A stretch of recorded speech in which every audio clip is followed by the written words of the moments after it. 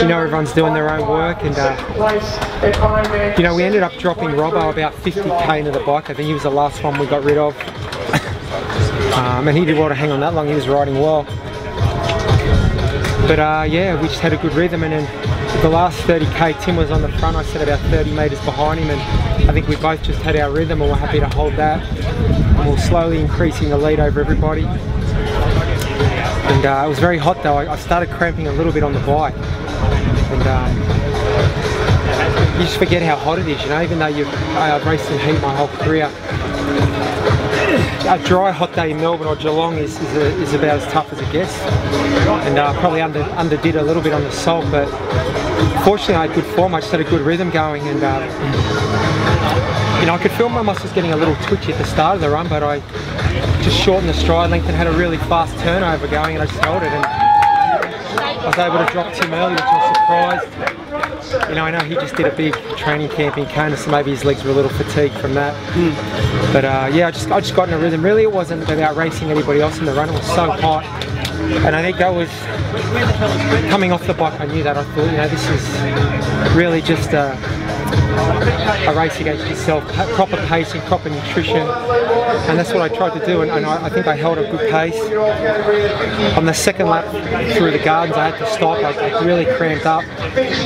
Stopped for 3 or 4 seconds, stretched them out, and then that was the last I had of it. So I was very lucky, because normally when they come on, they don't go away. So I'm not sure what happened there. It was just a quick stretch, and they disappeared. So I was able to run freely the last 5 or 6k, and as I said, you know, you can never underestimate when you got runners of the calibre of Stixie and Robbo and Tim Reed behind you. So I was just lucky there was a few parts along the course where you could get a good gauge on where people were, and I was just able to hold my rhythm. It was early, probably 2k in the run, yeah, maybe even before that.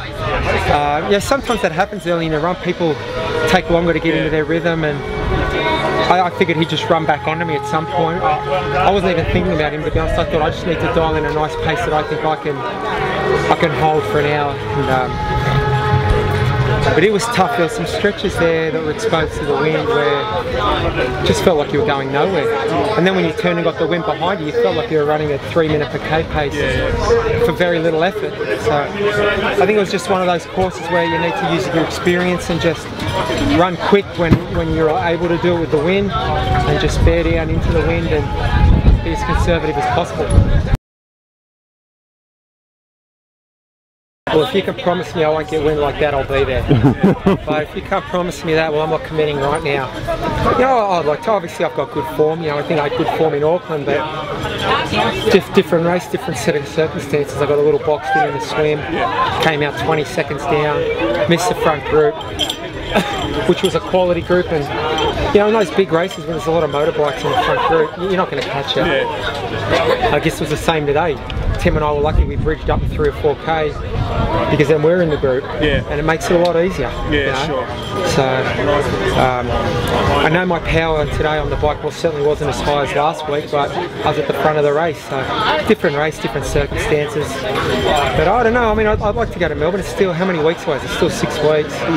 You know, I think I'd need to do a bit of focused training, some longer rides and some longer runs, but I felt good today, so I think the form's there. But you know, these races are so different to Ironman. I think it's a small indicator, but it's still yet to make your final decision. Yeah.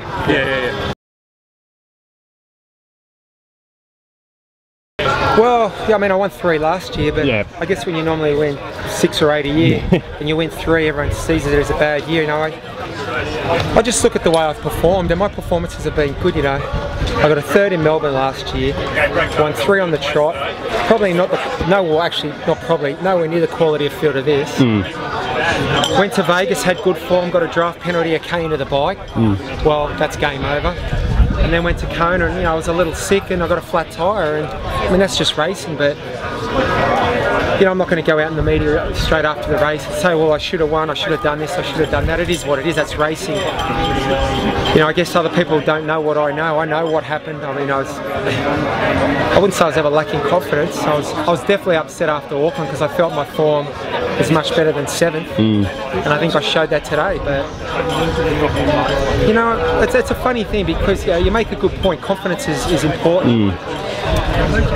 But you know, I never really lost confidence. I knew the form was there.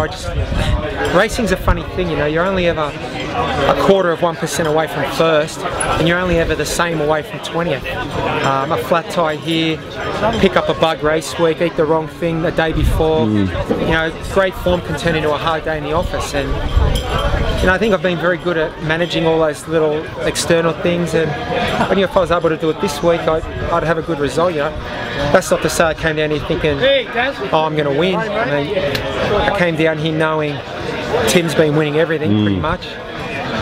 Stixie, Commonwealth Games gold medalist, 2 times Olympian. Courtney, he's going to Melbourne, you know, he's going to be in shape.